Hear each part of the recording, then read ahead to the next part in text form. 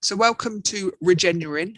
I can't say it very well, but we're sort of exploring this idea of corporatization of sort of regenerative approaches. So it's back to this slightly awkward situation or awkward conversations that Nick and I appear to delight in.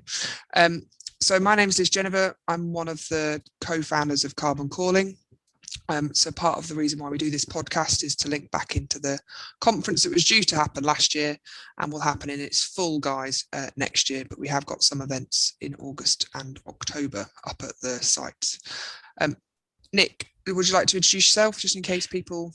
Yeah. So I'm Nick Renison, and we farm up in Cumbria with my husband Paul.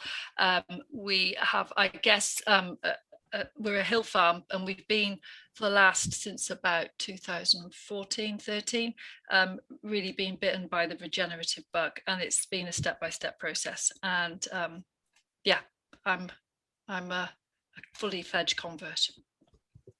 So we'll introduce our speakers, or our sort of speakers is not quite the right word, but people who are joining us tonight in a moment. But just in terms of Nick, what have you been up to in the last, well, since we did the last one, 4 months, but ages. maybe just focus on the last few weeks. Yeah, well, ages. Lambing went well, carving is nearly done, and then our glamping enterprise is nearly ready.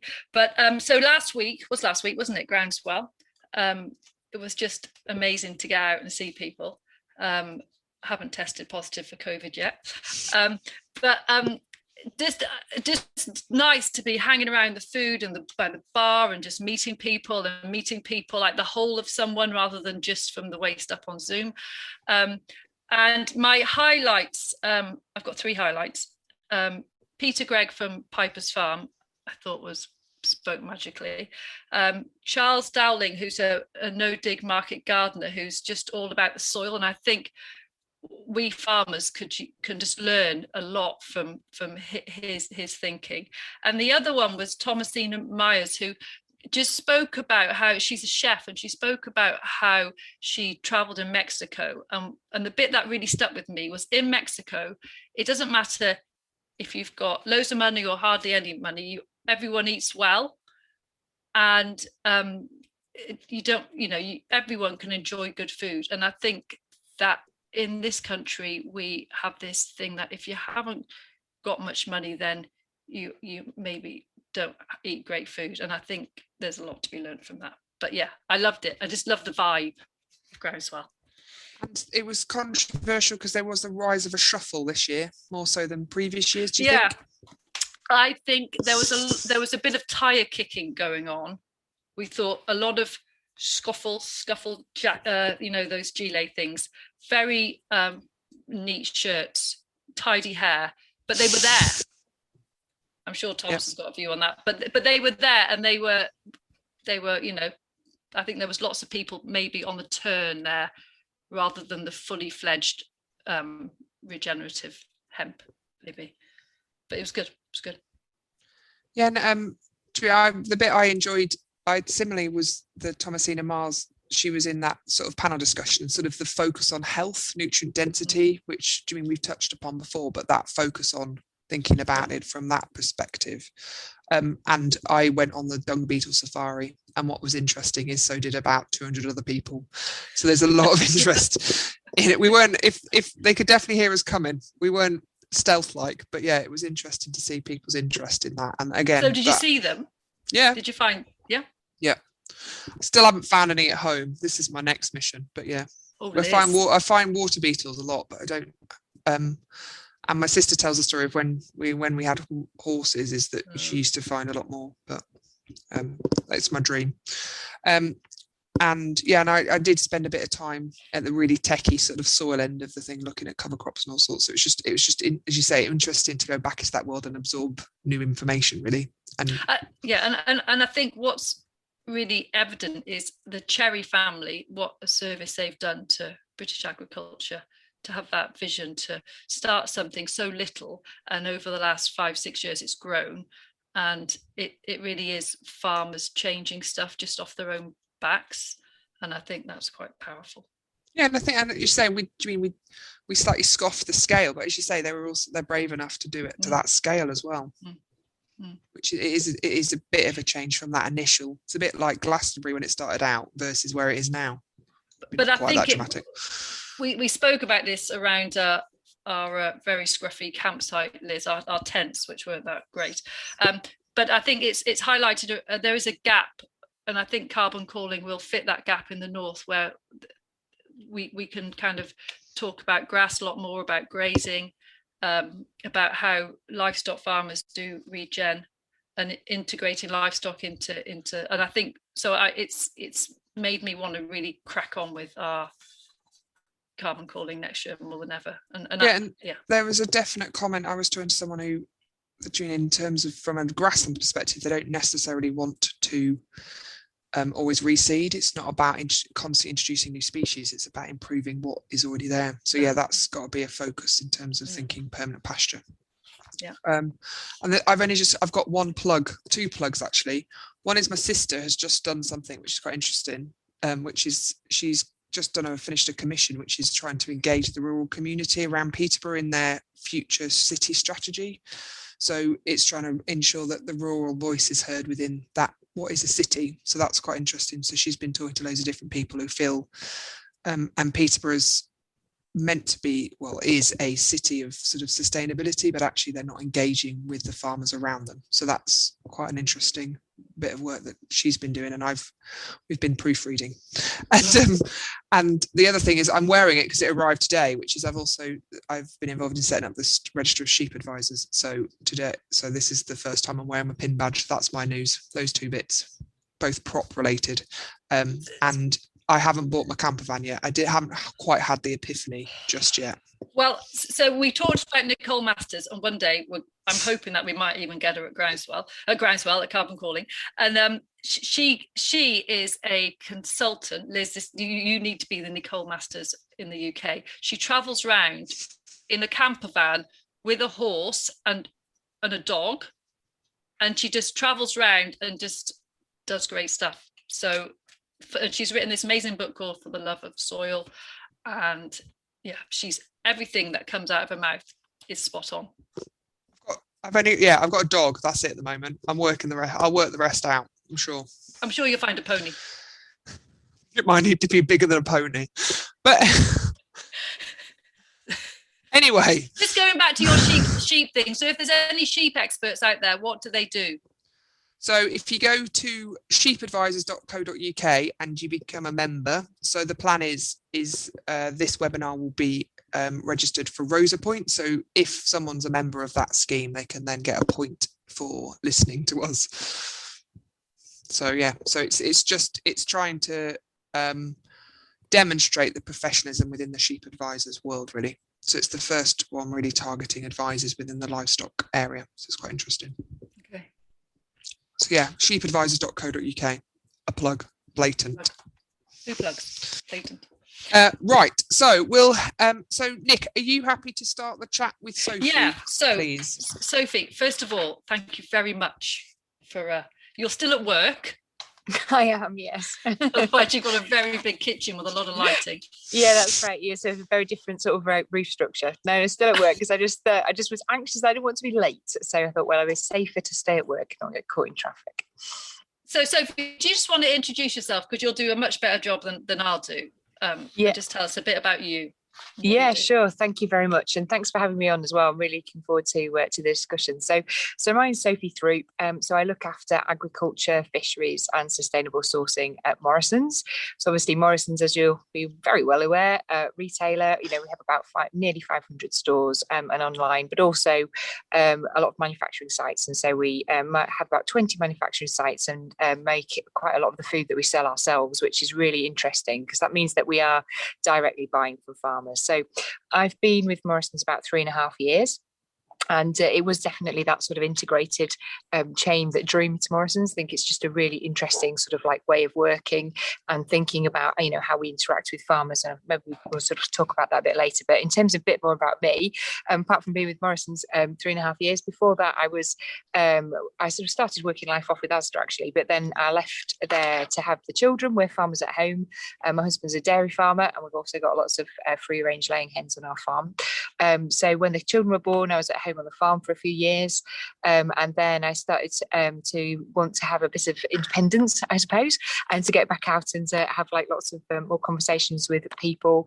And so I started working for a friend of a friend who was in the veterinary sector, and so I sort of worked a lot with Bishop's and Veterinary Group and Excel Vets, and so we helped set up a research and training business, and I sort of did that a lot for about 10 years before joining Morrisons. So I've had a really sort of interesting sort of different sort of careers, I suppose, looking with vets and research organisations and academics, universities and things like that, as well as then obviously farming at home and now with Morrisons. So yeah, we've got 3 children, one of whom farms at home. He's nearly 20. One of whom is about to go up to Aberdeen on Saturday for 3 months. So I'm feeling like anxious mother strings being cut, and our daughter who's 16, who is going to have to be chief harvesting assistant whether she likes it or not, because there's going to be nobody left. So yeah, that's me. So you're surrounded by agriculture. So Morrisons' big pledge is that they'll be net zero by 2030. Yeah, that's for our UK agricultural supply chain. So we were obviously, as we sort of talked about, we are sourcing, more generally, and we have been looking at our commitments for agriculture in particular because of the way that we source. But we have a sort of company commitments which are looking at our own business, sort of scope 1 and 2. They're sort of called, if you're sort of thinking about them in terms of energy terms, which you may well be familiar with. And then separately, we've been thinking, well, actually, how do we help play our part in the wider sort of piece of agriculture? And we know and respect and have worked with a lot of the NFU, and obviously they set a net zero target for 2040, which is brilliant. However, we also know that sort of talking with our farmers, many were doing some really, really interesting work already.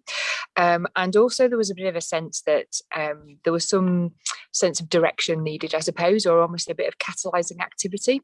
And so having talked to farmers, and also importantly for us, having talked to our customers, and customers, of course, they're talking about animal welfare regularly. We survey about 5,000 of them every year, and they always put animal welfare in the top 10, but they're also increasingly talking about tackling climate change and protecting woodlands, biodiversity and forests. So we had this real draw from customers about us wanting to be able to help them sort of choose products and have product choices done for them, really, and have us being that responsibility for them. And we also have this sort of like swell of farmers who are wanting to do the right thing, wanting to understand how they can get to a net zero position. And we sort of felt we had an opportunity in the middle to help sort of catalyse that and set a target, which we know is ambitious and highly stretching. We're definitely not shying away from that, but really then work out how we can put our money where our mouth is to try and support that. So we're working with lots and lots of other sort of experts in the industry as well, so working and helping set up a school of sustainable food and farming with Harper Adams University. We're sort of working with vets and nutritionists and Natural England and lots of different sort of people to make sure that we can give farmers that we're working with the support to be able to get there, but also provide some structure to some of the absolutely brilliant ideas that farmers are already coming to us with. There's already some brilliant farmers doing some really sort of quite advanced regenerative practices, some very early on in the journey, some sort of like know an awful lot more. And so for us, it's about how can we amplify that work, how we can provide structure to it, and how we can sort of put in some extra support. Okay, thank you. Liz, do you want to? Oh, can I hear you?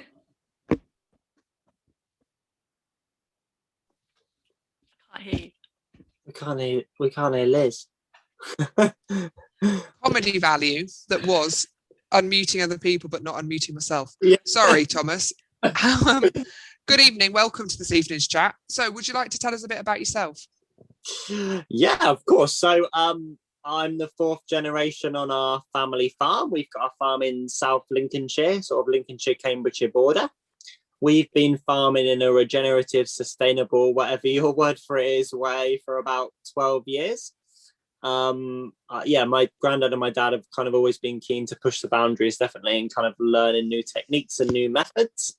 Granddad's a bit of an inventor. He's patents is of the Weaving's GD drill. And yeah, that's kind of sold globally at the minute. So there's a lot of interesting things going on in the industry. And then kind of me personally, in the first lockdown, really, I was kind of a bit bored, and I sort of knew there was this opportunity, and everybody was talking about kind of soil carbon offsetting, but also more widely than that, kind of the biodiversity stuff and all that kind of stuff. So I kind of set myself the challenge to see if I could sell the carbon offsets from our farm. Mostly, yeah, because I was kind of a bit bored in lockdown and needed something to do. And then I spent the last year trying to find a way to make that a reality. And yeah, learned a lot, made a lot of mistakes, but we're kind of finally getting there. And we're going to produce our first credits this autumn. So yeah, that's kind of brief. Go on. No, what's interesting is that you, from a farming perspective, your experience has only really been in regenerative approaches, isn't it? So for you, this is it's just normal in inverted commas. Yeah, so I'm 23, and we've been doing like no-till regen for 12 years-ish. So yeah, so dad and granddad kind of converted when I was like 11-ish. Yeah, and I honestly, I've never sat on a tractor that's plowed anything. I would have no skills in doing any cultivation or anything like that. Absolutely. And I see, my mates and my friends send me pictures of them in the plow or in the tractor, doing some pretty heavy cultivation. I'm just like, what, I'm sitting in the garden having a beer or whatever, why are you doing that for? But yeah, it's, and it's getting there. And definitely a lot of them starting to ask me what are you doing? How do you do that? And that kind of thing. So yeah. And yeah, I would say probably going back to what Nick said, so I was at Groundswell last week. Absolutely. I saw a lot of farmers there that I know are kind of conventional farmers sort of starting to look at things. So it's super interesting to see it getting out there a bit, really. And just in terms of, I suppose, the accreditation. So if you so you're start this again. So what's the process that you're asking farmers to go through? Yeah, so we basically have an online carbon calculator, pretty similar to the ones you've used in the Farm Carbon Toolkit or any of those. But the important thing is it's got the ISO and the certification and level it needs to be accredited and be approved, essentially. And we can produce carbon offsets from that. And what the farmer does with those carbon offsets is up to the farmer. If they want to use them to, offset a poultry production on their farm or something else on the farm, absolutely. Or if they want to, sell them with their wheat, absolutely. Or if they want to sell them to another company, absolutely. So kind of we've got the system to produce a credit. What the farmer does with them is the next interesting story, I guess. And I suppose just for clarity, which is you're generally focused either on arable or temporary grassland. You're not necessarily involved in permanent grass at the minute. Yeah, so absolutely. So when we kind of started to look at this, it's, as we all know, super complex thing. How do we do it? Our ethos is we need to just get on with it. So what's the simplest thing we can do? And the simplest thing is rotational land. So we can do anything rotational, rotational cropland, rotational grassland, anything like that. The things we're struggling with at the minute not to calculate, but to produce a certificate on is permanent pasture, because there's a whole question around is it already at peak carbon and all that kind of stuff.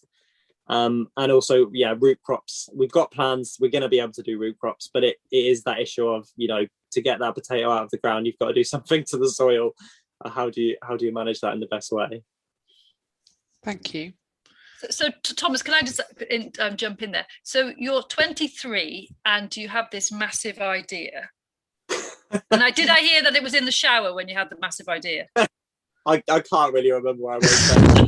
I think it was. I heard on a podcast that you're in the shower. But do you have lots of big ideas? Is it just one of Thomas's ideas, or is it where do you go? How did it happen? Briefly, quick, Yeah. Okay. So, definitely always been entrepreneurial, whatever you want to call it. Keen, I guess, a bit mad is probably the real answer.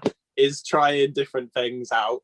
And I've done loads of weird stuff in the past. And yeah, I was going to say loads of weird stuff. And one of those things was work for Morrisons, but I didn't mean it But but I mean, I've tried loads of business ideas and stuff like that in the past. And yeah, this is just kind of one that, you know, is super interesting. And I think I had a bit more of the support of like my dad and my granddad, so it kind of got me going on it a bit faster. And then, yeah, I don't really know how it happened. I just talked to everybody I could possibly talk to for a year. And this is where we're at. And we're making progress and we're getting there. And, you know, the system's going to be spread across Europe and everything. So yeah, it's exciting. Really exciting. Sophie, so could you just tell us a little bit about your demo farms? So that's, you've got example farms, haven't you, that you're doing? Yes. Yeah, absolutely. Yeah, thank you. So we were just very conscious that, yes, of course you can set targets and you can get people to help, but it's all about sort of seeing is believing, really. So we, as part of the approach, we're setting up 2 blueprint beef farms, and we've chosen beef particularly because we recognise it's like one that's sort of one of the ones that's most in the news. You know, people are talking about beef and, you know, its sort of effect and impact on climate change, but also we recognise, you know, the value of grazing beef and sort of thinking about permanent pastures and how we can sort of feed and how we can make those alterations to lower emissions as much as we possibly can do, and then increase sequestration to therefore sort of reach that net zero sort of middle point. And so we felt it was really important to pick 2 blueprint beef farms to sort of show what is possible, you know, to have that seeing is believing piece, and to work with some of the best minds to sort of help the farmers who are already doing a really good job, to be honest, but, you know, help them sort of trying to get to that point, because it is a really, really strong ask. But I think what is for me important for our overall target is this isn't a target for each individual farm. We're not suggesting that every farm has to be net zero, or you know, it's going to be really challenging for some farmers to be able to get down to net zero individually. It's about how we can then to think about this as a collective effort. And so we've got a supply chain, you know, that's taking directly from beef, pork, lamb, eggs, potatoes, produce, you know, various different sort of elements. And it's for us how we can combine those efforts. So some farms will start to be sort of carbon sinks and offset and have value to some of those farms that can't make it all the way down to net zero themselves. And so that's part of what we're sort of like helping discover over the next 10 years or 9 years really now, to get to net zero by 2030. You know, how can we sort of help partner and help form relationships with those farms to help us collectively get to net zero. So we've got that for the beef farms, but again, just conscious that we wanted to be able to sort of really go in and test and then expand the knowledge, because we sourced from about 3,000 farmers altogether. So, you know, it's a lot different going from 2 to 3,000. So we've also got project farms in each of beef, pork, lamb, eggs, potatoes and produce, soft fruit, beg your pardon, to try and understand, well, actually, what does it take to, you know, what the projects we need to do, what's the measurements that we need to think about, how do we need to think about farming, and what the changes that need to be made on each of those different systems, and therefore what learning can we take and then expand into other farms. And, you know, farmers, I was involved with it for a long time, you know, in a training organisation before I came to Morrisons, and farmers like to learn from each other. You know, they don't really, they certainly don't want to be learning from, you know, their retailer says, you know, I think that's probably the last thing on their minds. So it's about how can we sort of like have that sharing of knowledge between each other, you know, sharing knowledge between trusted experts like vets and like nutritionists and other people that they're familiar with to help them get to net zero. But yes, it's trying to sort of do it in a bit of a hub and spoke model, really, I suppose, in terms of the hub of being those at Harper Adams, really, and that sort of centre of school of sustainable food and farming, and then out into the sort of spokes of the blueprint beef farms and the project farms, and then more widely until hopefully we can keep cascading this knowledge and these changing practices. And I suppose some of them would be regenerative practices, but it is what you're looking for is anything that's going to help, that can be applied on farm relatively quickly, relatively cheaply, and going to have an impact.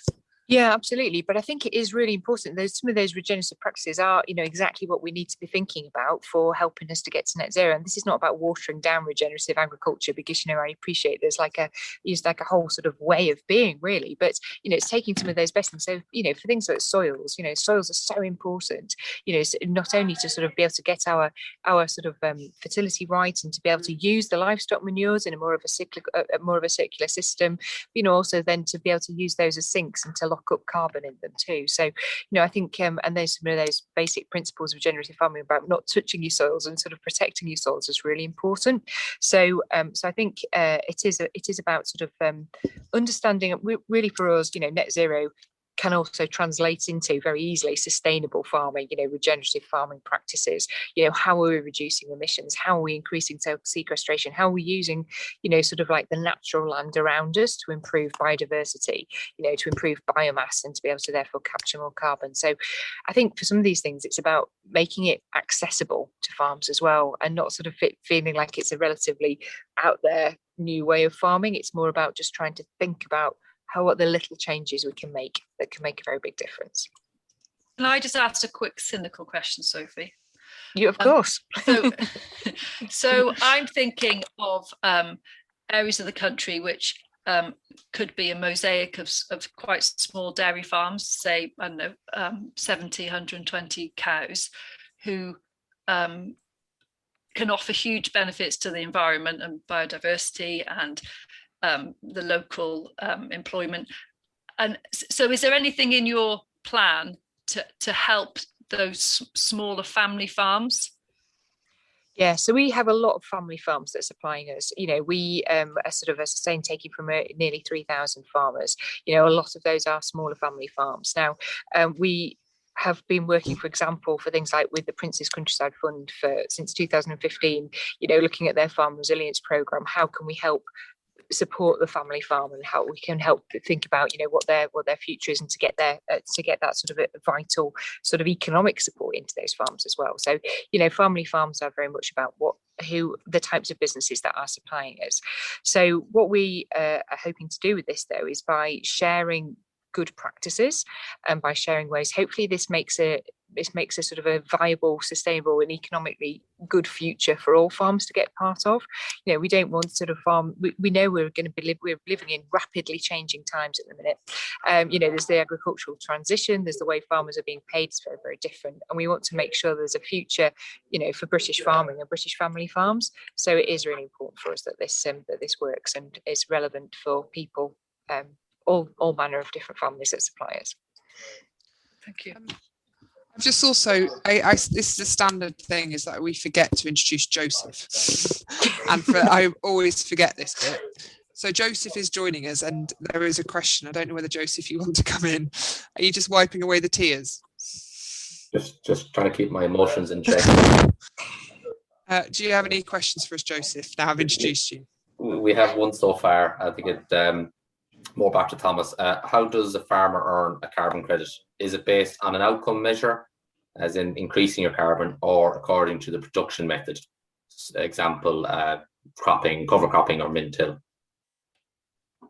Yeah, so there's a lot of ways to do it. Our system is very much based on the practices that you do. So if you do, no-till, cover cropping, whatever, in whatever combination on your soil type, this is how much carbon you're going to be putting into your soils. So it's very much based on the practices that you do, rather than the kind of metric measurements, because I'm sure we all know there's a lot of problems with how we do that, how expensive it is, and kind of getting that kind of accuracy level that we need. So ours is very much a model-based system of, we need to reward the practices because they bring the benefits of carbon, but they also bring the benefits in lots of other ways. So the important thing is, growing a cover crop because that delivers what it needs to deliver, kind of thing. Does that answer the question? Yeah, I think it does. On that one then, you said you've been doing it for 11 years or slightly, and following up. Does that mean you can measure it for your farm and have carbon to sell, or is it because it's an established best practice? So, for example, in the livestock world, if you reduce your calving interval, you don't really sell the carbon from that reduction, if that makes sense. But on arable, you say you can sell the best practice, if you follow me. Yeah, no, exactly. I see what you mean. It's definitely a thing of, like, we all admit we've been putting, our farm or what farms that have been doing this for a while have been putting carbon in their soils for a while, and we've never measured it before. So we've never kind of focused on it before or been able to maximize it before because we've never had a metric. Now we've got, in some forms we've got a metric, and we're going to produce a certificate for that, and it has a monetary value and all that kind of stuff. But what that means is a farmer like my dad, I suppose, is going to be able to see what he actually can do to maximize the amount of carbon he's putting into the soils. And he's going to be able to see, you know, reducing fertilizer by this much, doing this has this much impact. But what that means is it really makes a practical difference to his management decisions on the ground, rather than just kind of, I'm doing it because I feel like it's a good thing. It's like, this is actually like, this is why I'm doing it. Here's the number. This is why it makes a business case. And this is why I'm going to maximize it. So it kind of, yeah, as soon as you can measure it, you can maximize it. That's kind of my thought. And I suppose my cynical question, which is, do you mean we sort of can see land agents getting quite interested in this approach? Because actually it's a way of offsetting potential losses in subsidy revenue for certain big estates. Are you getting queries from a range of different farming types? Yeah, so yeah, 100% we get queries from everybody you can imagine. Like it is tricky when you start to talk to those big land agents. How is it going to work? But you know, if carbon payments, and in theory they should, you know, encourage farms of any size to change their practices to a more sustainable system. You know, we can't penalize a big farmer because they're big. You know, they're still changing their system and they're still starting to do, you know, cover cropping or whatever that they wouldn't have done before. So yeah, 100% we get all those queries. How we handle those queries in the future, you know, it's going to be a complex thing, a minefield, I think. But yeah, we need to reward everybody for doing a good thing for their soils, essentially. Just two more questions, and I've noticed since I put on my camera, the cynical questions are coming through, so I'm not sure if that's my fault or not. So apologies. Just following up, one for you, Thomas. Just following up, is again from Emily, because how can you guarantee that you actually stored some carbon? Is there not a risk to the farmer if selling carbon to a client looking to offset a known amount of carbon? Absolutely. So that's where the certification level comes into place, essentially. So the models, come from scientific fact. The background data comes from the Core Farm tool, which is kind of, obviously Europe's most recognized kind of carbon calculation system. And there's a lot of layers of certification, verification, ISO standards, and all that kind of stuff. That means that we are essentially, what it means is, at an absolute minimum, we are putting that in the soils. We're probably putting in more, but all of the kind of models are in conservative estimates, essentially, where they need to be. And then we have quite large buffers in terms of the, that's how carbon credits work. You put buffers into as an insurance system, essentially. But what that means is when somebody buys a credit, at an absolute minimum, what they're paying for has happened. Is probably more. But the important thing is, that has happened, essentially. Then just one for Sophie. On the Morrisons aiming to be carbon neutral by 2030, will suppliers be getting a bonus for producing to a higher standard, or is it just a PR move for being the first to the target? So definitely not a PR move, because it's flipping difficult. So yes, it's definitely not that. So it's about, and we have sort of said very much so, how can we think about rewarding early adopters? We recognise there is, particularly, as we sort of move into things that are a little bit more difficult as in the earlier stages, how do we have a fair reward for those farmers that are sort of taking those first steps? And so that is something that we're obviously talking about. We also, as part of our strategy too, whilst 2030 is actually a scarily near time in agricultural terms, it's absolutely ages off in retail terms. With retail, in next month is a long way away. So we're also very conscious about how do we sort of like describe things for customers sooner than 2030. And so where possible, we're looking to bring in extra products or product ranges sooner than 2030 that are going to reach sort of a net zero position or be from net zero farms. And so that means that we'll be able to sort of help create an added value really range to go to customers that can sort of help sort of buy into that.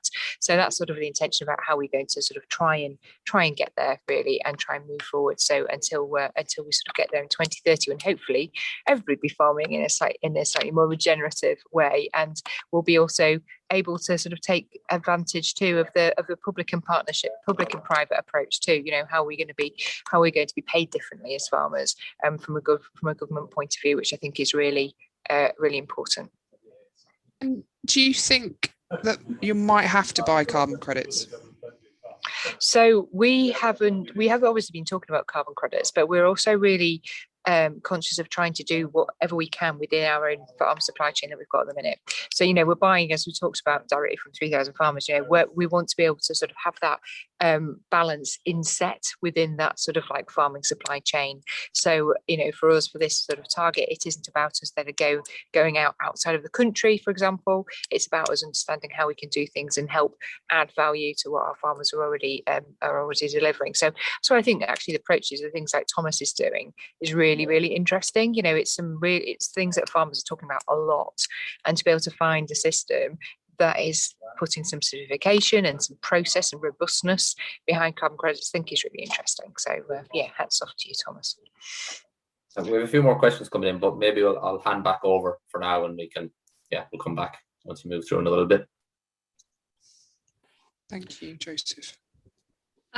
Sophie, well, both of you really. I am being cynical. I'm sorry. I think it's our job tonight to be cynical.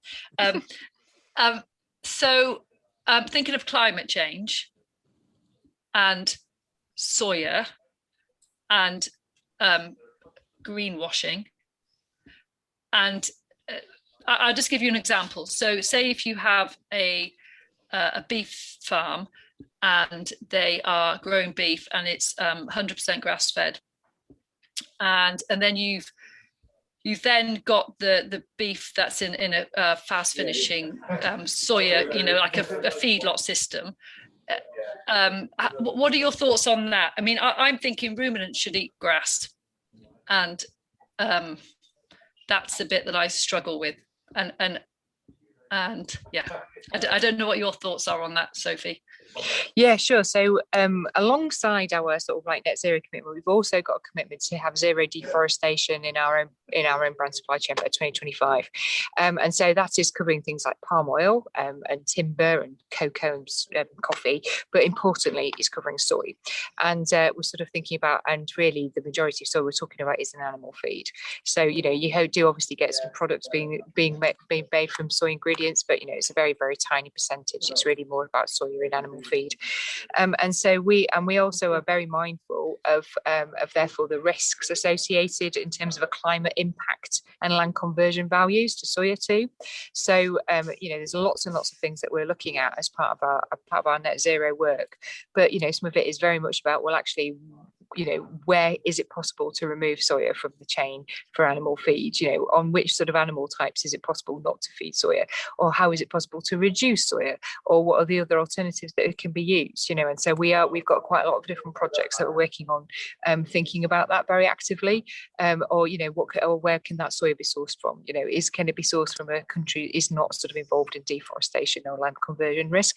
And I think that's a really important part of the whole equation, because the footprint associated with sort of South American soy is absolutely huge, and that's sort of like and rightly so, because that's it's coming from an area of risk, and until we can segregate and evidence that it isn't, I completely understand why it's got a very high footprint associated with it. So I think it's quite useful to have those two different targets of a zero deforestation as well as a net zero agriculture, because in some respects they kind of go hand in hand.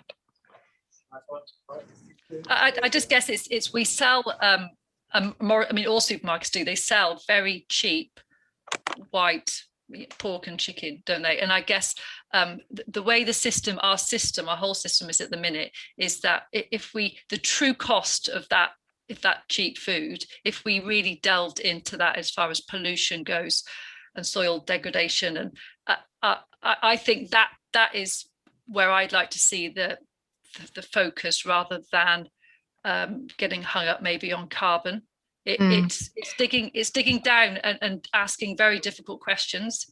But for example, in Hereford, they've got in that area they've got huge areas where it's full on chicken production, and the pollution is appalling.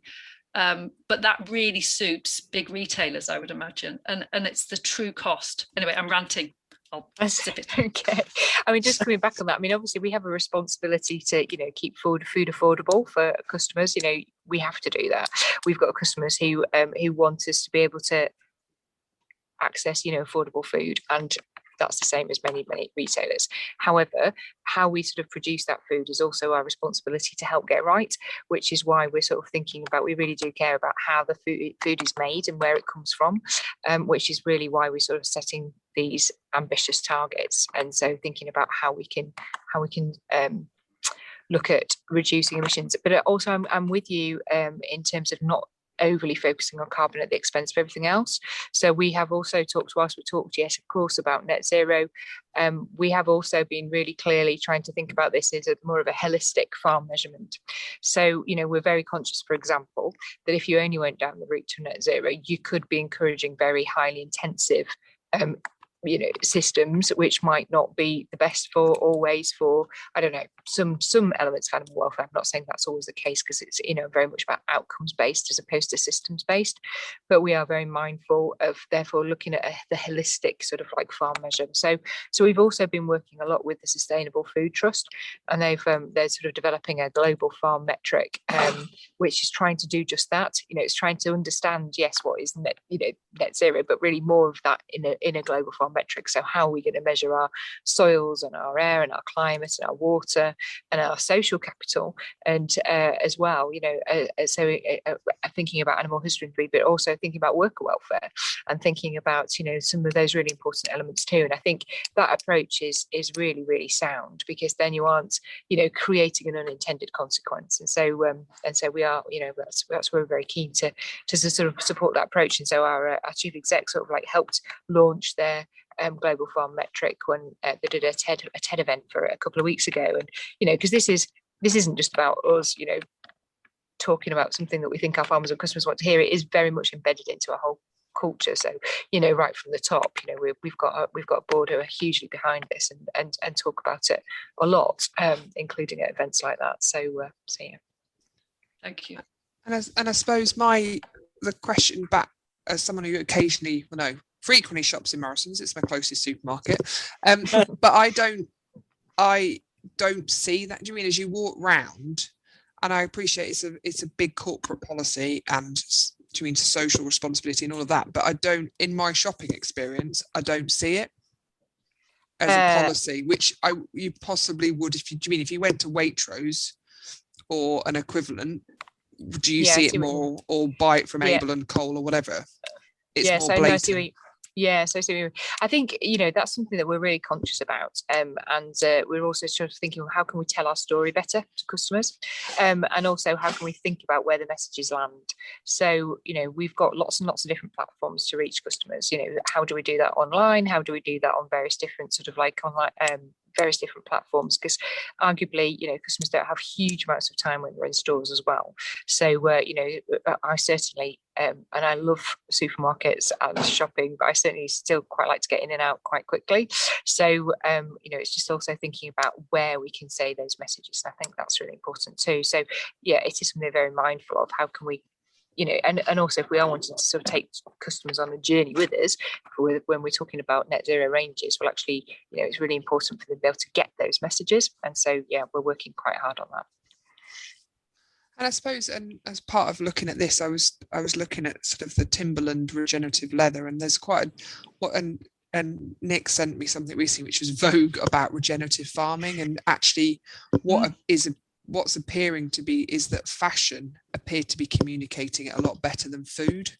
And I know that's more regen rather than net zero, but it appears to be capturing that imagination more so than mainstream food production, I would argue. And it's interesting because those are obviously slightly higher end brands as well. But I suppose one of the things that we're conscious of too is that it doesn't feel that it should be a higher end brand only thing. You know, for us, it feels like it needs to be the way that we all farm and source, etc. So I think that's something that we're mindful of as well. I mean, I think there will be, you know, we've talked about introducing ranges in the first piece, but you know, eventually, if we're wanting all of our farmers to be like this by 2030, this is like a way. It needs to be a way of being. I was going to say, I think that's an interesting thing, is how trendy. Like, I speak to quite a few corporates quite a lot, and how trendy kind of the word ReGenAg is coming in those circles where they have been, you know, often they've seen the Kiss the Ground film or something like that. Like, oh, it's super trendy, it's the next cool thing, let's do that, and like let's kind of be part of it. And you know, you can, in some ways you can be cynical if you want, and I'm sure you might have some cynical questions about that, but 100%, if getting that recognition for farming and for sustainability and regen and all that kind of stuff, it changes the game. And I think there's going to be, over the next 5 years, there's going to be a lot of opportunities for farmers to kind of capitalize on that kind of marketing stuff. And if I'm very kind of, if farmers sit there and be cynical, then they're gonna miss out. You know, you need to be, farmers have done the hard work in being regenerative. Like, let's try and capture some of the benefits, essentially. And I suppose part of this is about, as you say, it's a company taking the credit, isn't it, for all the hard work that farmers do. So it's about encouraging those farmers to step forward and to be part. So I mean, yours is a really nice example where it's your idea, you're a farmer, you're doing it for yourselves, plus bringing some other people with you. Exactly. Yeah, that's the thing is, yeah, like farmers are very used, I would say, in my, I'm pretty young, but farmers are very used to being conservative, and this is not the time to be that. You know, like if we don't tell our story, then other people are going to tell the regenerative story for us. And if we sit and moan about that, then nothing changes. Yeah, we've got to tell the story in our own way to be there. And there is becoming this platform where everybody wants to talk about ReGenAg, and it is the buzzword, but they need education on what ReGenAg really means. You know, they've seen the Kistagram film, they've heard the trendy little buzzwords and all that kind of stuff, but they need somebody that actually knows what they're doing. You know, a farmer who knows what they're talking about in ReGenAg world, to tell them what that actually means in real life. And they're very interested in it, 100%. But do you think maybe part of the plan is to not tell the public very much? Do you think that's so we sell chickens, pasture raised meat chickens, and we process them at 11, 12 weeks, and people go, oh, that's so young. And then you tell them that, you know, it's 35 days or whatever it is for normal chicken, and they're absolutely horrified. And I think I think there's that stat, isn't there, that every generation is getting further away from the land. And I think I just think there's a huge education piece around food and eating healthily and ultra processed foods. And I think it's possibly a big business plan to keep that separate from the public, because there's a lot of money to be made in ultra processed foods. I mean, in time, I'm thinking, Thomas, you probably got this already wrapped up, but in time, I'm thinking you go to the supermarket with your phone, zap your piece of meat or zap your carrot, and it will tell you how nutrient dense that food is. And we need to be thinking about that and now. And I think we like the public to not know too much, because I think if the public did know, they would. There's lots of systems that they wouldn't actually approve of. I think from our perspective, you know, we're really keen for farmers to sort of like tell their story and tell their voice and help sort of like show where food comes from, because we've got brilliant farmers who do a really good job. And I think that's one of the reasons, like we sponsored 24 hours in farming for the last, I don't know, 3, 4, 5 years, I think. And that's like obviously just one 24-hour period where all farmers are sort of encouraged to get online and sort of like show what they do and talk about their sort of like how food is made and where it comes from on their own farms. And then we sort of obviously then, the danger of that sometimes is that farmers talk to other farmers and they don't necessarily then have that wider voice to the general public. So, you know, what we also try and do then is use our platforms to try and feed that into our customers. And so, you know, the more and more that we can get farmers to engage with the public. I mean, I think if the one thing that we've all done in lockdown, or maybe, well, I know many of us have still kept working, but, you know, a lot of more people have done a lot more time on social media and online and getting interested in where food comes from and asking more questions. I think that's brilliant.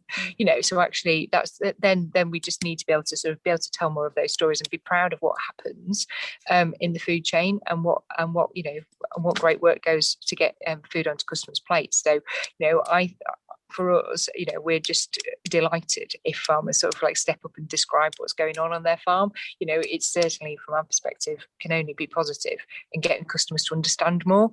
You know, we do things like, you know, in normal times when we're not all COVID restricted, you know, sort of school visits and you know, try and do projects where we link in local farmers with local stores to try and, you know, have that whole bridging the gap piece between farms and stores, because it is really important that, you know, we help connect people back with their food, because, you know, there is sort of it's obviously not just our role, it's more of a it's a really, really wide role for society, but I think it is really important that people ask questions and farmers can, you know, can tell from their perspective as well. Yeah. Well, can I talk? Well, I think that's like, we just need to take a minute. That's an amazing thing to hear from a massive supermarket, that they want to help us tell the story, right? We farmers are in a position now where everybody wants to talk about regenerative, and everybody's looked at stuff in lockdown because they, like you said, they've been kind of more interested in it. So we're now at this point in time where we've got this massive opportunity. Everybody wants to hear our story. We've got a really big retailer that wants to help us tell it. Like, let's do that.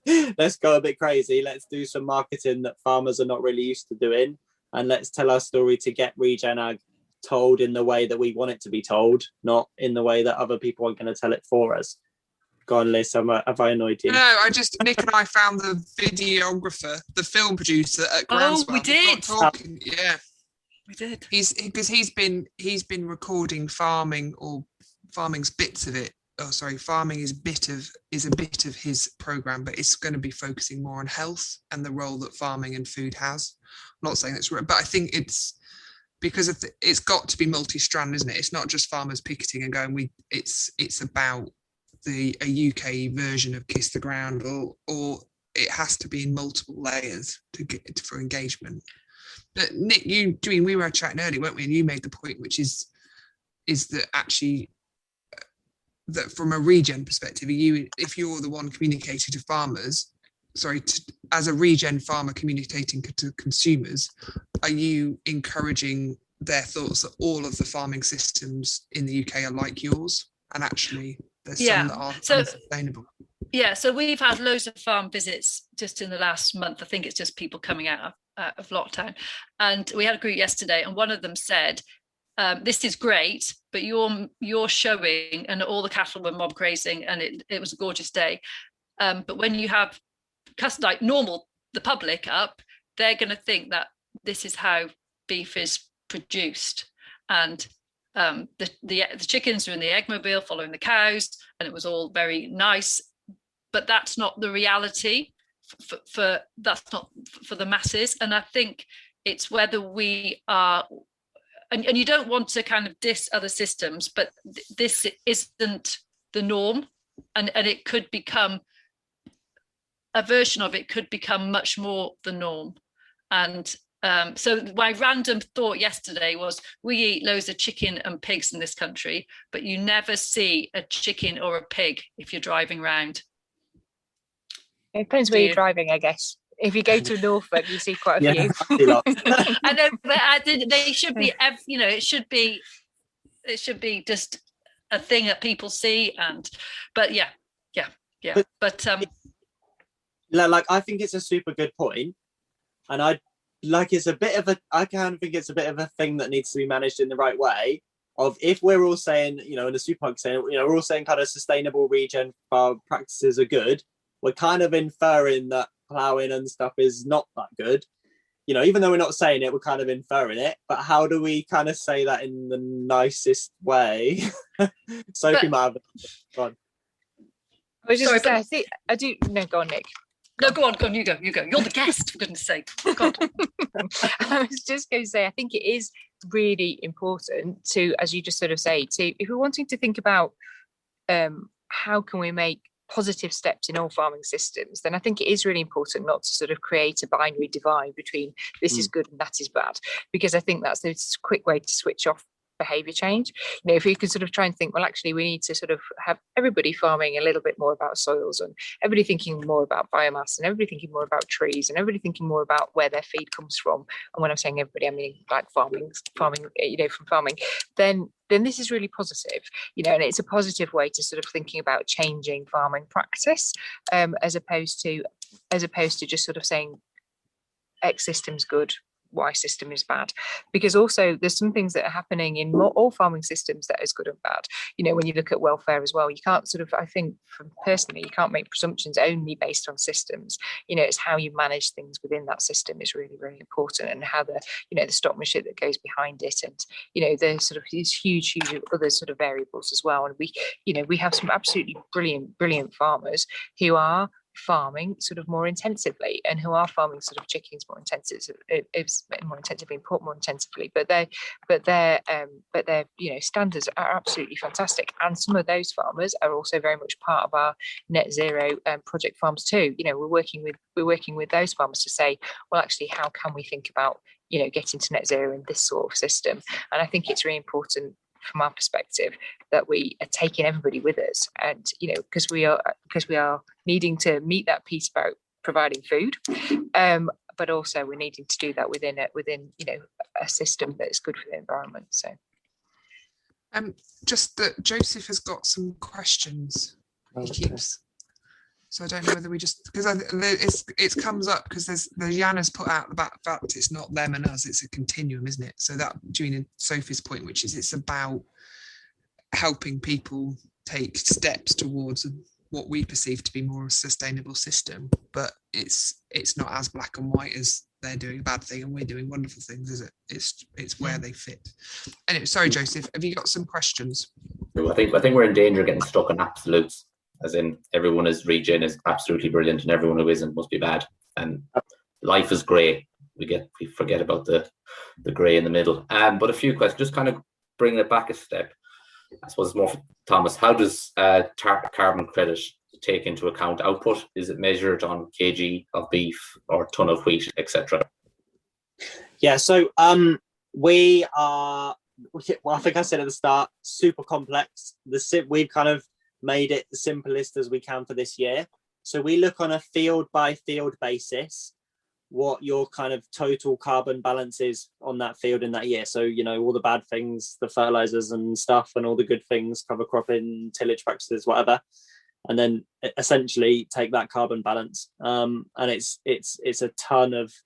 essentially how many tons of carbon are you sequestering per hectare per year. So it's kind of very much kind of based on, the soil in the field rather than the output. Yeah. Then I'm going to go with Sophie for this one, because I think you'll answer it as no, it's not. Let's do it. Should the marketing drive be more around just regenerative farming, as in lower, and for the drive for farmers, lower fixed and variable costs through ReGenAg and potential to add value? Is that enough, or will carbon credits distort the whole picture and become the next round of box ticking akin to stewardship points? Yeah, gosh, it's a really interesting question, isn't it? I mean, I think there's so much change at the moment, isn't there? So, from a customer perspective, I think we're really very conscious about trying to keep messages simple, and also messages that customers are going to buy into and identify with. So, how can we, and we don't know the answer to that yet, but, how can we sort of like package things in a way that customers go, oh, okay, I get that. I get what it is that I'm buying for, because we can already buy organic and free range. So actually what we're talking about here is not that. It's like about how we can sort of do things slightly differently. So I think that's something that we are very mindful of. I think it would be in this sort of world of what I was just sort of pausing was for carbon credits. Whilst I absolutely think it's great, what Thomas is doing, as everybody talks about, as you sort of said, you're sort of looking at this arable temporary grassland. There's a whole piece of the farming landscape that we need to understand and manage. And also, I've heard some sort of slight horror stories of some farmers, albeit not in this country, but signing away the rights to their carbon for the next 30 years to companies, who've come and sort of like hoovered them up, and then what they're going to do. And I just sort of worry in this slightly, rapidly changing world, that, that we don't sort of go down again unintended consequences for some farmers who they sort of don't quite realise what they've sort of given away in that sort of case. And actually then moving again, when you talk about box ticking, it would be a shame if that's how we sort of looked at this. I think this needs to be about how we value the farming landscape in general, how, and I think, if through what we're doing, we can sort of think about how we have that place of an integrated landscape. Where's the value of livestock? Where's the value of sort of like livestock to improve soils? I think that would be really important to do. I suppose some of the boxes might be then coming in how we then go on in sort of government policy to sort of claim various different subsidy replacements, but I don't know what they're going to be yet. And I think we're just all going to have to wait and see on that one. I'm not really sure that's answered your questions, but I suppose that's some reflections back, Joseph. Well, just building on that, and I think it's one for Thomas. Does ideally a farmer need to be net zero to be able to sell credits? If not, are we really genuinely contributing to climate change, or just allowing other companies to continue to emit alongside ourselves? Yeah, absolutely. They should be net zero before they sell credits. That's the simple answer. Well, that was easy. That's the bit that worries me, though. I think, as kind of Sophie alluded to, there is people selling credits or selling the promise of credits at the expense of I suppose, the advantages of their business, but at the expense of agriculture, and how we look as an industry. But it's tough as an individual, so you make the best decision for your farm. Absolutely. The next one, so just more, I suppose, Sophie or Thomas, it's one I'm already an organic farmer practicing rotational grazing on an all grass system. What actually can I do to make some more carbon points or cash? Is it just lots of paperwork? So kind of building on what we discussed before. Do you want to take that, Sophie? I don't want to say that. Okay, well, I can do. I suppose, how we're sort of trying to deal with each of these in our farm situations is to try and say, well, actually, we do need to still have a measurement of exactly, what you are. It depends on what you're sort of like farming within your organic system, and what sort of type of livestock that is. Sorry if I just missed that. But, there's like lots of different sort of points to sort of think forward through, to sort of plan in and to think through in terms of properly capturing all those emissions, including all the embedded emissions that are coming into your farm, and then understanding, what the sequestration potential is that you've already got, and then actually making a plan then to say, well, actually, then what else do I need to do? And that's how we're trying to address it with all of our farms. Is trying to, because we don't want, just to sort of cover up, say, oh, well, I'm fine, I've got like loads of trees and so I don't have to do anything. It's about how low can you go, basically, in terms of emissions, how low can you get those, to that sweet spot for your farm, and then, what can you do at the other side of that balance scale to improve sequestration? And without doing, obviously, an individual farm study, it's hard to know exactly to say what else you could do, but yeah, I think there's probably always opportunities for farmers to plant more things and think about more soils, but it's difficult without doing an actual individual farm assessment, I guess.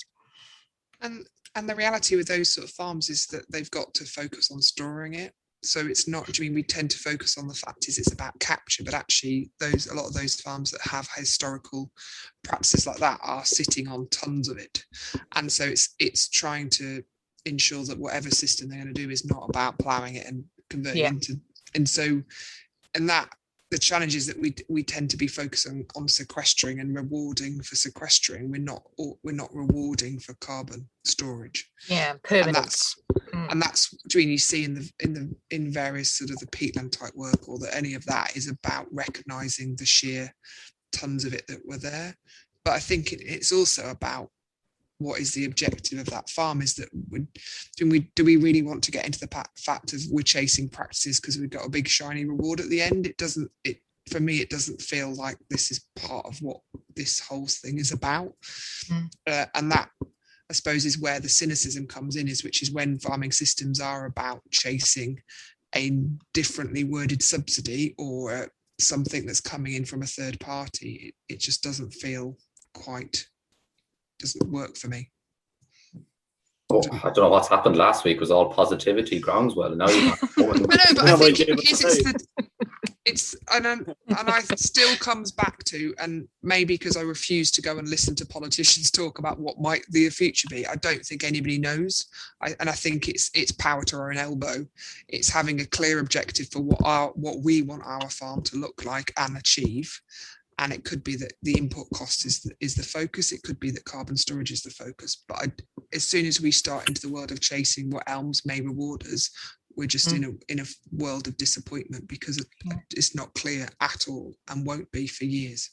There is a question on that, but I think around how will carbon, you can only sell a carbon credit once, how will it interact with public good and payments? But I think that's probably a topic in itself for another day. There's still a lot of unknown. I know there was more stuff published today on SFI, but I think that's probably, I'm sure there's a very friendly person in DEFRA that loves speaking, so maybe we can, there's an idea for the next one, Liz. Just the last question for now, one around kind of the systems. Given there's a lack of established standardized system, can we be sure that if we sell carbon credits now at this stage, they will not be superseded if and when a standard system of carbon is established? And that kind of leads on to another question on standardization. Is there really any standardized soil test to gauge if the calculations are correct? I think they're probably more for Thomas. Yeah, so obviously we've got the woodland carbon code, we've got the peatland carbon code. Like in the future, 100% there'll be a soil carbon code. It's a long way off, as far as I understand. And in the meantime, we need to, we haven't got time to wait for the climate. Sophie's got some pretty strict targets. We need to kind of get on with it. And yeah, standardization needs to come in, and it will do. My question that I always get answered is, how do we kind of amalgamate, the woodland carbon code, the peatland carbon code, and all those different codes that are going to come along into kind of one thing that means this farm knows what it's doing, essentially. I would say we can look at the soil in your field and we can kind of, help you in that way. And another thing can look at your trees, and another thing can look at your hedges. But that's mega complicated, and farmers need it to be a lot simpler than that. So we need to somehow standardize that. And then you get into the whole question of, can we standardize that in other countries as well? But I think that's a long way off. Right, that's enough of questions from me for now, so I'll hand it back. And sorry, Thomas, I diverted you. We were just about to march on someone with all the farmers and supermarkets working together to say a story, or to sort of take action on that, really. So where do you think we should start? What is your plan of attack? Sophie's looking uncomfortable. I'm not suggesting we're going to march on Sophie. It's fine. But I just think it is about positive action, isn't it? So I'm interested in what your thoughts are on where you would start, really, on that. Oh, that's a big question. So yeah, I feel we've got this opportunity where everybody wants to talk about it. But we need to present it in a way that is good. The tricky thing, which I think we kind of alluded to before, is this thing of we need to somehow make it inclusive, and help those farmers that are kind of around here. There's a lot of root growers. There's a lot of carrot and potatoes. We still need carrots and potatoes, but to do them in a kind of strict follow these these regen practices way is super tricky. It needs to be a much more inclusive thing. So somehow telling that story as an industry together, it's not simple, definitely. Our thing that we kind of really focus on is something that Sophie alluded to, is that individual story of each individual farmer is massively important. And as we sell these carbon credits, our plan is that each farm that is producing carbon credits this year is going to have a profile on our website, maybe on some other platforms, to be able to kind of showcase exactly what they're doing as a farm in terms of all their biodiversity stories and all their kind of other, when buyers can kind of come on and see that there's some offsets to buy, they can learn a lot more about kind of that personal individual. And a lot of our farmers are really excited to kind of get some of those carbon buyers onto the farm and have a look round, and maybe even buy some produce. There's we spoke to quite a few hotel chains who want to buy some offsets from a local farm, and then they want to buy some lamb to put in their restaurant. That kind of circular loop is super important. But I kind of, yeah, probably that's a bit of a waffle, but like back to Liz's question, like that, I think the important thing is a bit technically hard to tell the really individual story of each farmer, because every farm is so different. And if we kind of standardize it in some way, you know, free range is good, but it's very standard. I think we need to get to a stage, and there's the technology available now to be able to tell the individual story of each farmer and to give the customers a way to delve into that if they wish. But we need some kind of trusted logo maybe on the brand to say, you know, this you can delve into it if you wish, but rest assured it's there, that information's there that you can see. I'm kind of yeah, I was a bit of a waffle. No, but it's starting, because do you mean I can, if I want to, I can buy strawberries and I know who's grown them. Absolutely. But so do you mean that that traceability exists in the system, isn't it? It's just Absolutely. It's the content around who is that farmer, what do they do, and how they are judged according to their sustainability credentials. And how do we, and back to Sophie's point, like, you know, people need to buy food for the right price. They want to go to Morrisons and get like a standard family meal. And how do we get that? How do we get that kind of really market? Sophie might have an idea. That, you know, I'm not sure yet.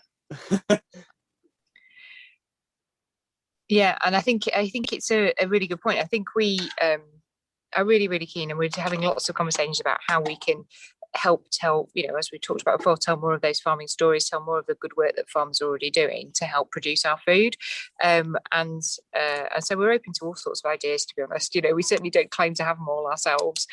We can certainly, you know, sort of try and think about the platforms that we have, and think about the routes like Farm 24, and think about how we certainly are starting to already, you know, tell some more case studies of the blueprint beef farmers, and then as we go on about our different project farmers and what they're doing and what changes they've made to try, because kind of we need to keep telling and cascading these messages to help sort of like show, well, you know, what changes is possible, and what, you know, what small steps can be made to make a big improvement. So, you know, I think it is for us about keeping it, as we talked about, you know, before, keeping it accessible, keeping it something that farmers can say, oh, actually, I can do that. I can feel positive about making that change, and actually that customers can also enjoy hearing about. And, you know, it's not going to be for every farmer too. Let's also face it, you know, not every farmer wants to be a social media star.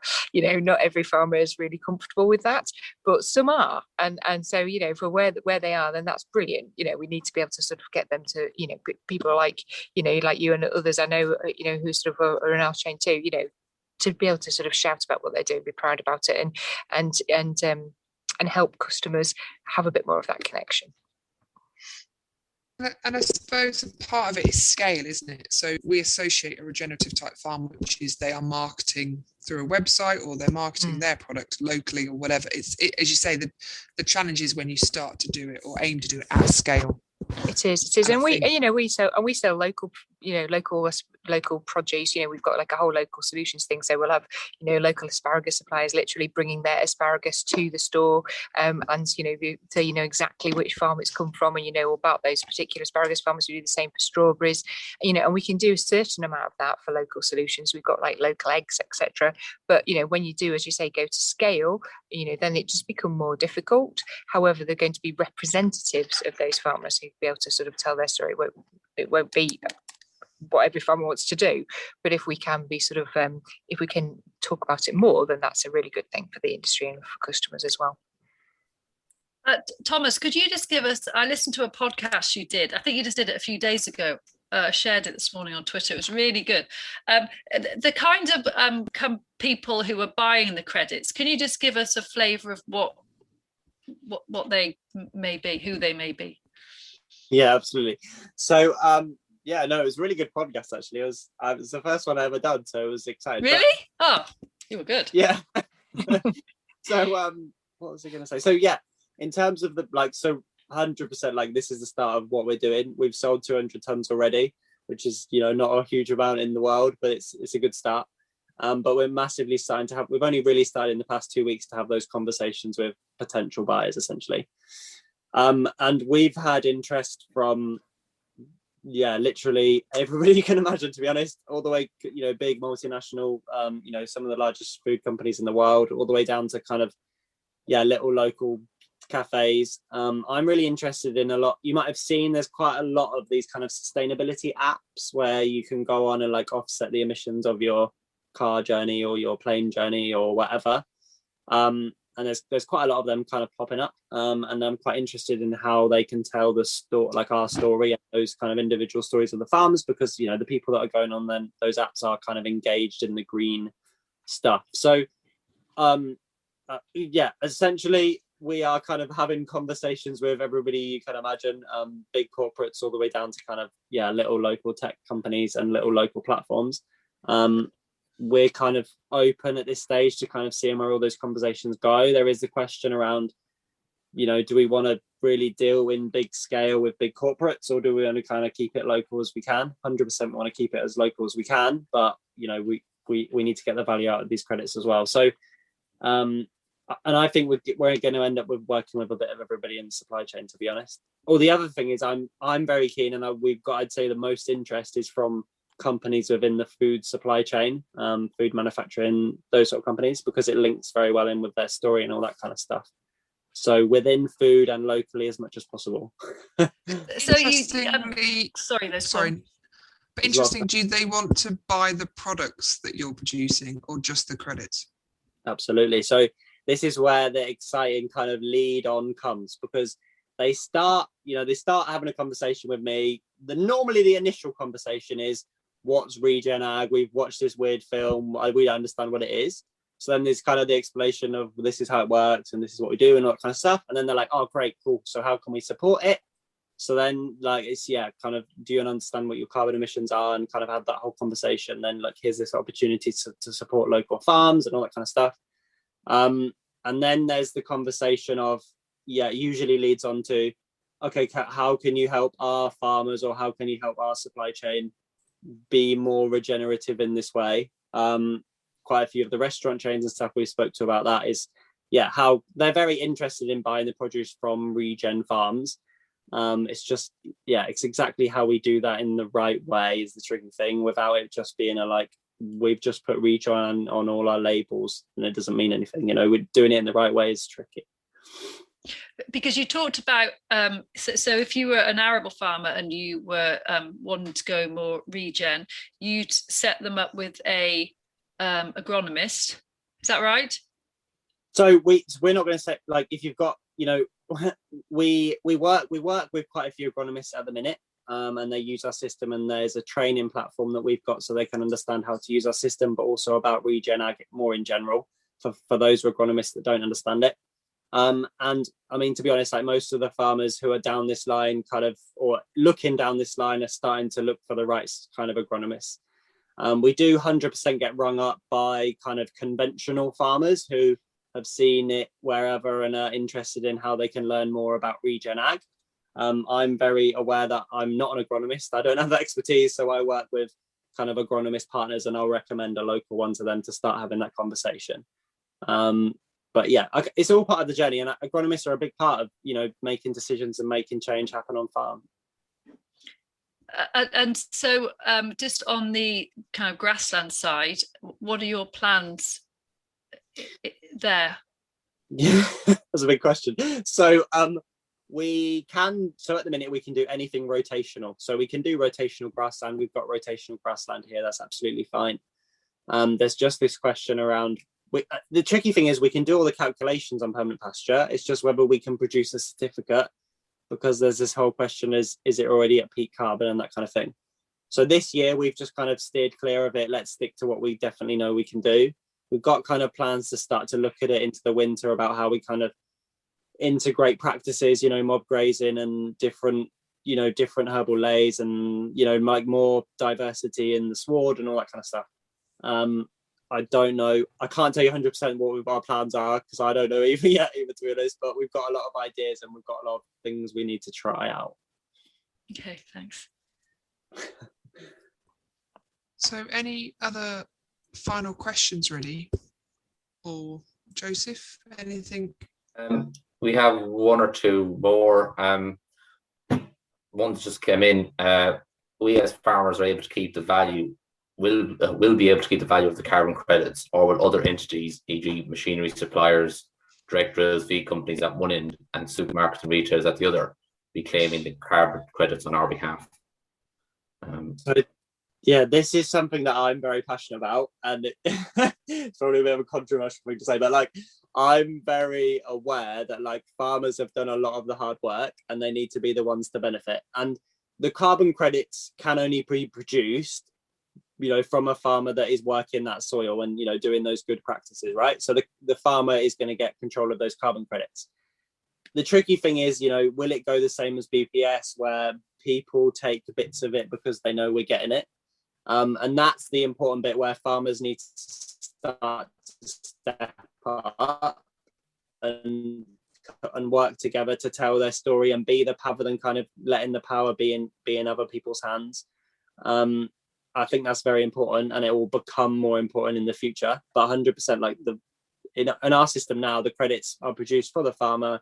The farmer is in absolute control of whatever they do with those credits. Fine. Sorry, have I interrupted? Sorry, Joseph, go on. Just, well, there's two quick things. One was a blockchain for food ?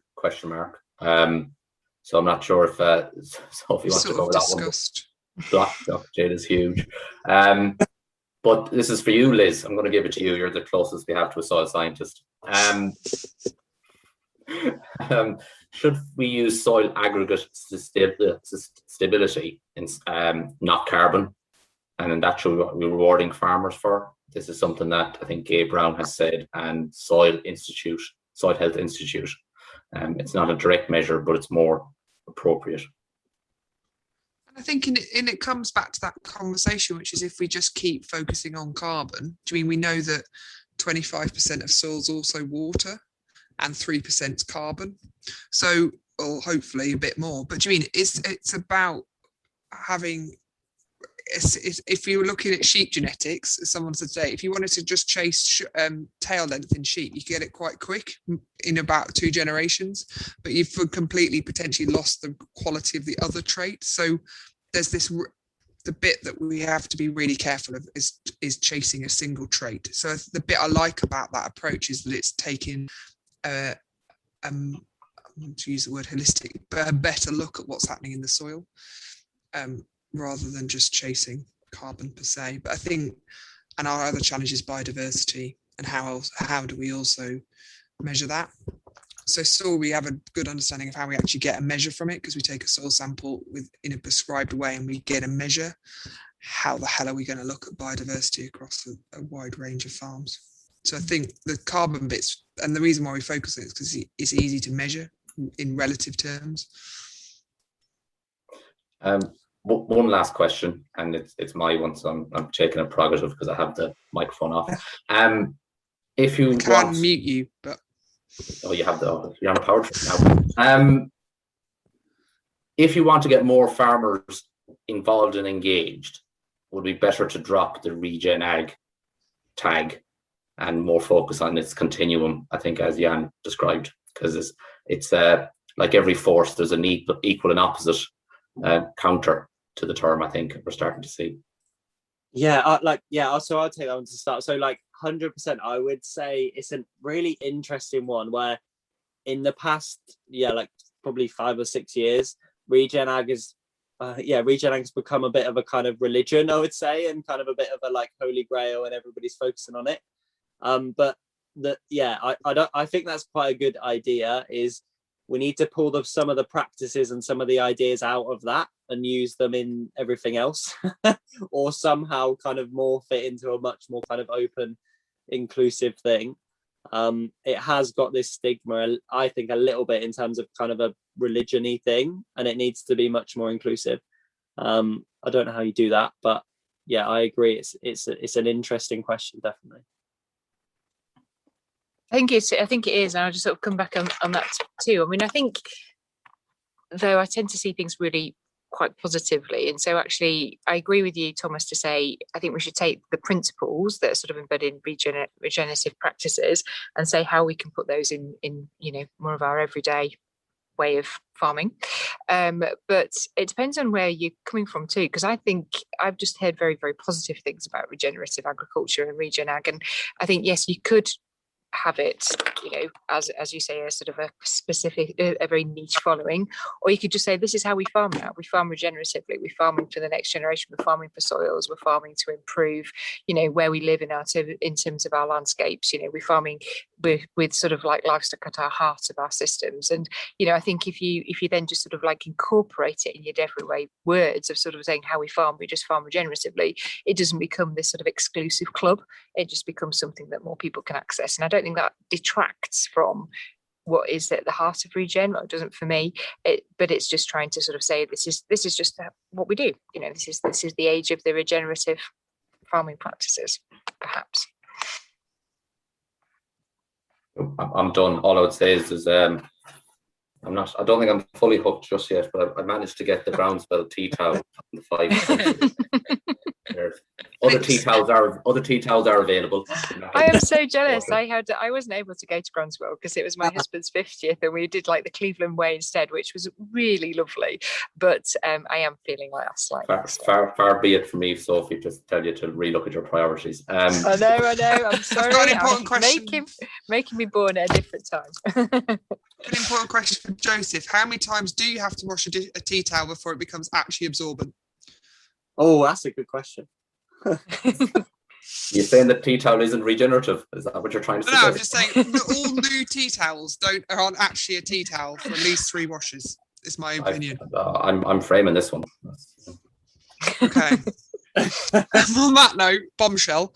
Right, thank you very much, Sophie. Thank you, Thomas, for that. We have covered a wide range of topics, and hopefully you've enjoyed it, and it hasn't felt like a random attack of questions. Nick, I would like you to. What's your key point from this evening? What have you taken from tonight? My key points are that I love Thomas's get-on attitude. I think it's maybe it's in his breeding, but I think when you're young and you just crack on, and you might smash a few eggs, but I love that, and I think we can dilly-dally a lot, and I think it's just good to see someone getting on, and it's great. And also thanks to Sophie. I feel I've been harsh on you, but I do really rate Morrisons as a supermarket. I just had to take this opportunity to ask difficult questions, but yeah, thank you very much. And I think you're doing a great job. No, we've lost. So thank you. No, thanks. That's it, Liz. It's fine. You've frozen gently, but it's fine. It's a really attractive face, so it's fine. So yeah, my main, I suppose, is that healthy cynicism, isn't it? Which we've talked about a lot, but generally we're all here and we're all passionate about it, so that's why we're talking about it. But I agree with Nick, which is this: we do need to own it, and there's a royal we in all of this. But I think I came home from Groundswell just believing I wasn't doing enough, and partly is about understanding where we all are. All of us are doing something, aren't we? We can just do something. We can do an extra bit, but it's truly understanding where we are currently, and this continuum idea is quite important, because we're always we can feel like we're not doing enough, and we're never in that world, but actually we're all doing something useful. That wasn't very succinct, but anyway, that's but generally, thank you very much, everybody. Hope people enjoyed it. As ever, it will be on YouTube, and it will also be a podcast shortly. Thank you very much, Joseph. Thanks, Nick. Thank you, Joseph. Oh, thank you. Yeah, he takes sarcasm well. But thanks very much. Hope everyone has a good evening, and thanks again. And we'll be back, hopefully talking about pigs in the next few weeks. So we've got some people we want to talk to about pig production in a more regenerative way. So that's what we're going to do next. So thank you very much. Goodbye. Thanks, everyone. Yeah, thank you very much, everybody. Yeah, thank you. Thank you very much. We'll see you soon. Bye. Bye. Bye-bye. Thank you. Bye.